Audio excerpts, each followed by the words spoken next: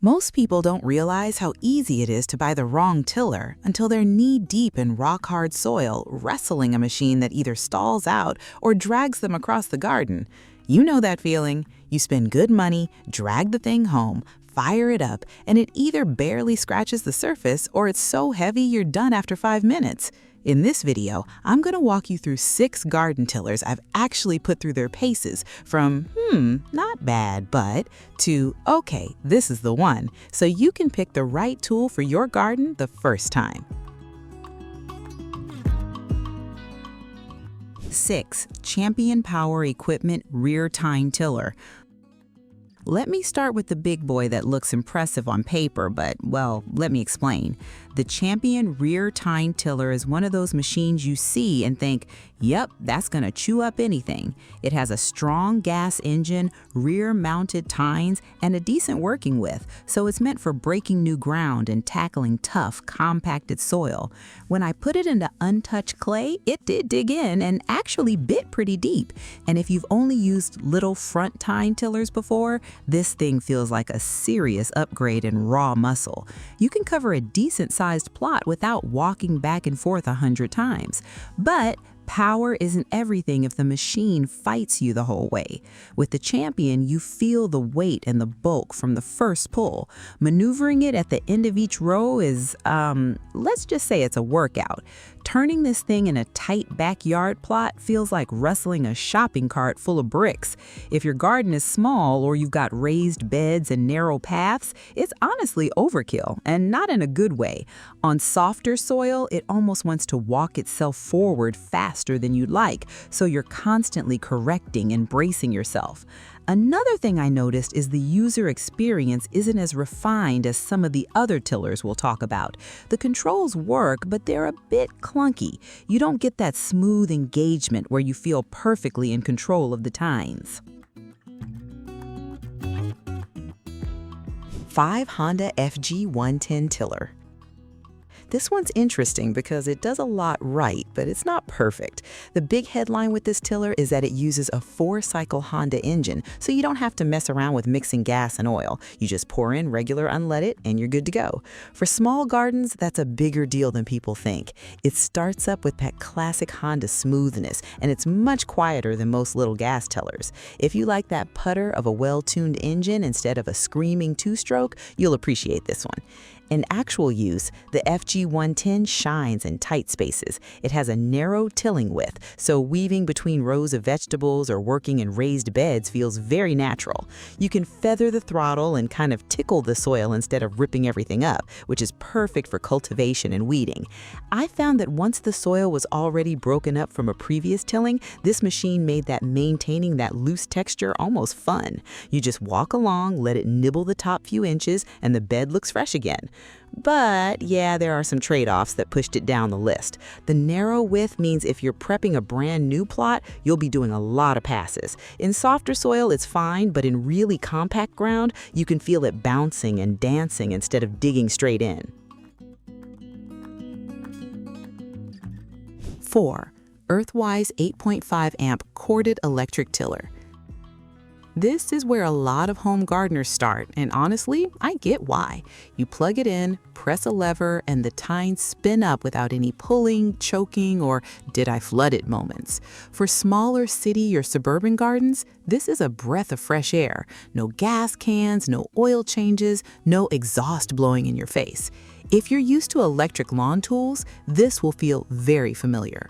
In the soil, the Earthwise is surprisingly capable for its size and motor. That 8.5 amp rating isn't just a random number. It translates to enough torque to chew through typical garden soil, compost, and old mulch. I found that for beds up to maybe 6 or 8 meters long, it keeps a nice rhythm. You guide it more than you wrestle it. And because it's lighter than the gas units, you can lift or pivot it around without feeling like you're at the gym. For someone who doesn't want to deal with heavy machinery, that's a big plus. Now, yes, you do have the cord dance. You know what I mean. You're constantly aware of where the extension cord is, flipping it over rows, trying not to run it over with the tines. Is it a deal breaker? Not really, but it's something you have to think about every second you're using it. In a cramped yard with a lot of obstacles, that cord can get annoying. 3. Earthquake Victory Rear Tine Tiller. Now we're getting into machines that feel like they were built with serious gardeners in mind. The Earthquake Victory sits in that sweet spot between brute force and actual control. It brings a strong gas engine, a solid transmission, and rear-mounted counter-rotating tines. That counter-rotation is important. The tines spin opposite the direction of travel, which helps it bite into hard, packed soil instead of just skipping across the top. When I took the Earthquake Victory into a neglected plot that hadn't been touched for a couple of years, it was kind of impressive watching it work. You engage the drive, the wheels move forward, and you feel the tines digging down, pulling the soil up and flipping it nicely. It does what people expect a real tiller to do. It turns a stubborn patch of ground into something that looks like chocolate cake. Because the weight is balanced over those big rear wheels, you're guiding rather than holding all the force in your arms. One thing I appreciated is how predictable it feels. With some rear-time machines, you're always a little tense, waiting for the moment it grabs a root and jolts you. With the Victory, the counter-rotating tines and gear drive make it more composed. Yes, you still feel it when you hit something unexpected, but it doesn't feel out of control. Adjusting depth, working in straight lines, and overlapping passes all feel like part of a system that was actually thought through, not just thrown together around an engine. 2. Sun Joe Corded Electric Garden Tiller. On paper, it's basically the bigger cousin of that Earthwise we talked about. More amps, wider cutting width, and deeper cultivating depth. In real life, it feels like the point where electric tillers stop being cute and start being legit work tools. When I fired up the Sun Joe in an average backyard garden, what struck me first was how quickly it shredded the top layer of soil. The width and the number of tines like cover ground fast, and it doesn't bog down as easily as some cheaper electrics. You can feel the motor working, but it's not screaming. In moderately compacted soil, a couple of passes brought it from crusty and tined to soft and airy. For raised beds and typical vegetable rows, it's honestly more power than most people will ever need. Control-wise, you still have the cord to think about, but the balance and handle design are genuinely user-friendly. You can run it with a relaxed grip and let the machine do the work instead of muscling it around. Because it's electric, you can stop and start instantly with a lever, which makes it way less stressful to navigate near plants you care about. You see a row of seedlings, you pause, lift, reposition, and go again. No chugging engine, no fear of stalling. The other big win is maintenance and cost of ownership. Just like with the Earthwise, you're not dealing with carburetors, fuel, or tune-ups. Over a few seasons, the simplicity really adds up. Mantis 7940 4-cycle tiller cultivator. This is one of those tools that once you've used it, kind of spoils you for everything else. On the spec sheet, it doesn't look crazy. Compact frame, 4-cycle engine, narrow tilling width, but in the garden, it feels like the perfect blend of power, precision, and ease. First, that 4-cycle engine matters. Like the Honda FG1010, you get to skip the whole gas-oil mixing circus, which is a huge relief if you don't live and breathe small engines. It starts with a few pulls, settles into a smooth hum, and has enough torque to dig down to a serious depth for such a small footprint.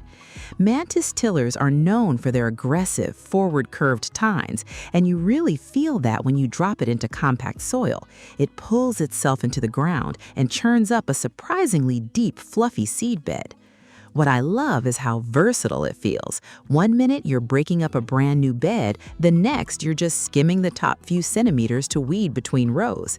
Because it's narrow and relatively light, you can get into spaces where a rear tine or even a wider electric tiller just can't go.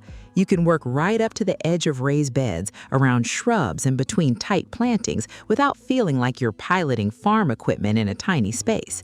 It's the rare tiller that feels equally at home in a big veggie patch and a small backyard garden. Another big plus is how little it wears you out. Yes, it's still a gas machine, so there's vibration and noise, but compared to the heavier rear tine units, it's night and day. If you had to pick just one style of garden you care most about right now, is it a small raised bed setup or more of a bigger open plot?